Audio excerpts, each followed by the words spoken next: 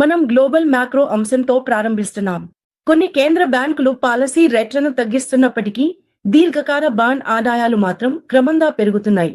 ఉదాహరణకు, రేటు కోతలు జరుగుతున్న ఈ సమయంలో యుఎస్ ఫెడరల్ రిజర్వ్ రేట్లను దాదాపు 175 బేసిస్ పాయింట్లు తగ్గించింది.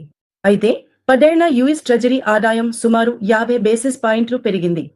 తర్వాత జపాన్ విషయానికి వస్తే, అక్కడ ఆదాయాలు దాదాపు 130 బేసిస్ పాయింట్లు పెరిగి 50 ఏళ్లలో గరిష్ట స్థాయికి చేరుకున్నాయి. దీనిపై మీరేమనుకుంటున్నారు? మీరు చాలా కఠినమైన ప్రశ్నతో మొదలుపెట్టారు సోనల్. కానీ అది నిజం. మీరు ఏడాది లేదా ఏడాదిన్నర క్రితం ఈ ప్రశ్నను ఎవరినైనా అడిగి ఉంటే, అనేక కేంద్ర బ్యాంకులు వడ్డీ రేట్లను తగ్గించడం ప్రారంభించిన వెంటనే దీర్ఘకాలిక బాండ్ ఆదాయం చాలా బాగా తగ్గుతుందని వారు ఊహించారేమో. అది జరగలేదు. దీనికి అనేక కారణాలు ఉన్నాయి. వాటిలో ప్రధాన కారణం ఏమిటంటే, అనేక దేశాలు ఇప్పటికీ తమ ప్రభుత్వ వ్యయాన్ని పెంచడంపై దృష్టి సారిస్తున్నాయి. అందువల్ల అమెరికాలో ఫెడ్ తక్కువ కాలానికి వడ్డీ రేట్లు తగ్గించినా కూడా బాండ్లను జారీ చేయమని కేంద్ర ప్రభుత్వం నుండి నిరంతర ఒత్తిడి దీర్ఘకాలిక బాండ్ ఆదాయాన్ని ప్రభావితం చేయలేదు. అందుకే అధిక బాండ్ జారీ, ఆర్థిక లోటు మరియు ద్రవ్యోల్బణం గురించి ఆందోళనల కారణంగా టర్మ్ ప్రీమియంలు పెరుగుతున్నాయి. అమెరికాలో రేట్లు తగ్గించినా కూడా అక్కడ రిపోర్ట్ చేయబడిన ద్రవ్యోల్బణం వారి లక్ష్య స్థాయికి మించి ఉందని గుర్తుంచుకోండి.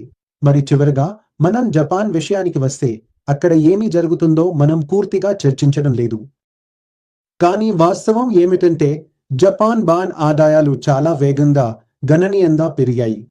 గతంలో కంటే ఇది చాలా పెద్ద మార్పు సోనల్. గ్లోబల్ క్యాపిటల్ మార్కెట్లలో ఏదైనా గందరగోళం ఏర్పడినప్పుడల్లా వెంటనే యెన్ విలువ తగ్గిపోతూ జపాన్ బాండ్ ఆదాయాలు కూడా పడిపోతుండేవి. ఫలితంగా జపనీస్ బాండ్ మార్కెట్ ప్రపంచవ్యాప్తంగా క్యారీ ట్రేడర్లకు రుణాలు తీసుకోవడానికి ఇష్టమైన వనరుగా మారింది. మూలధన వ్యయాల పరంగా యెన్ ఒక చౌకైన కరెన్సీ. వారు యెన్లో డబ్బు తీసుకుని ప్రపంచంలోని అధిక ఆదాయాన్ని అందించే ప్రాంతాలలో పెట్టుబడి పెట్టారు. యెన్ క్యారీ ట్రేడ్ నిజంగా ఇక్కడే ప్రారంభమైంది. కానీ మీరు ఈ చార్ట్లో చూడగలిగితే, జపాన్లో రేట్లు చాలా గణనీయంగా పెరిగాయి. అధిక ఆర్థిక లోటు, తక్కువ యెన్ మరియు వారి లక్ష్య స్థాయికి మించి ఉన్న అధిక ద్రవ్యోల్బణం కలిపి 10 సంవత్సరాల బాండ్ ఆదాయం 3.4% వరకు పెరిగింది. ఇది మీరు చార్ట్లో చూడగలిగే అత్యధిక స్థాయి మాత్రమే కాదు, గత 50 ఏళ్లలో కూడా ఇదే అత్యధికం. ఇది ఒక ఆందోళనను కలిగిస్తోంది. ఎందుకంటే జపాన్లో తక్కువ వడ్డీకి అప్పు తీసుకుని ప్రపంచంలో ఇతర చోట్ల పెట్టుబడి పెట్టే క్యారీ ట్రేడ్ను అనుసరించిన అనేక మంది ఇన్వెస్టర్లు ఇప్పుడు ఆ ట్రేడ్ను వెనక్కి తీసుకోవాల్సి వస్తోంది.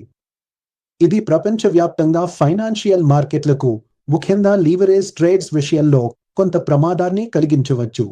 మ్యూచువల్ ఫండ్లో పెట్టుబడి మార్కెట్ సంక్షోభాలకి లోబడి ఉంటుంది. స్కీమ్కి సంబంధించిన అన్ని డాక్యుమెంట్స్ని జాగ్రత్తగా చదవండి.